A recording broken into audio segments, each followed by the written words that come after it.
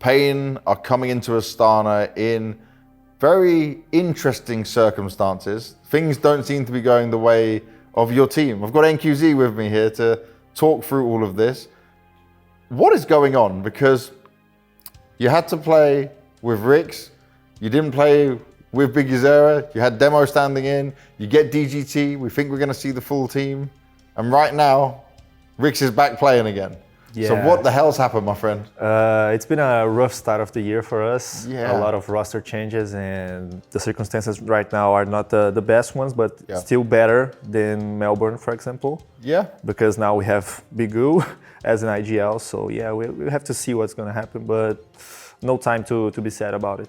So you understood the situation. Obviously, it would have been ideal to have more time, but you have, before Astana, been practicing with DGT, right? So how different is it between Davideus and DGT in terms of the level? Is it like, can you see a difference? Yeah, a huge difference. It's not that DGT doesn't speak Portuguese well, it's because David spent so much time in Brazilian teams. So before he joins 9Z, he was playing a Brazilian team. His whole career, I think, started on a Brazilian team, and after 9Z he went to Red Canids, which is a Brazilian team. Yeah. So of course he has some accent, but I think that's natural. Really hard to remove from your speaking.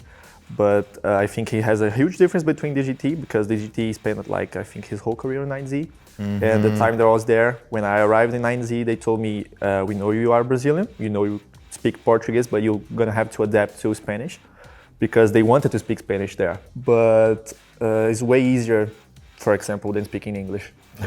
So hey, you're good at speaking English though. Yeah. You got that down.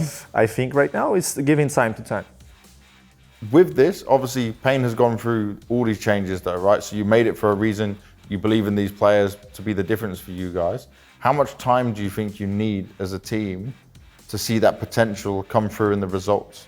I don't think there's necessarily a specific amount of time. I just think we need to have a well done time, you know, practice well with the time that we have. So we can't spend any day of practice. We can't give ourselves the luxury of practicing bad or practicing without willing to practice. Yeah. And as you said, we made a few roster changes because we believe right now that we have all the players in their respective positions that do their job well. Not that other players didn't do it, but right now I think we have the best opportunities that we had in the market. So this will make sense, right, in terms of what the yeah, looks all like, the positions now make positions. sense for us, because you take as an example, Kawes. He was playing the lurk role, but I think during his time in Pain, he's done almost every role in the game. So constantly changing. You can't be consistent. It's hard to be consistent when you are constantly changing everything in your game.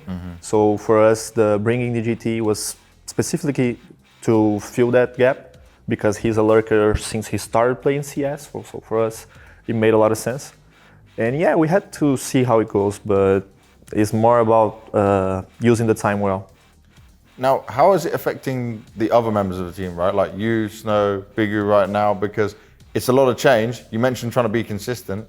Yeah. It's hard to be consistent when there might be communication problems at times. There might be understanding each other. You need to get used to each other.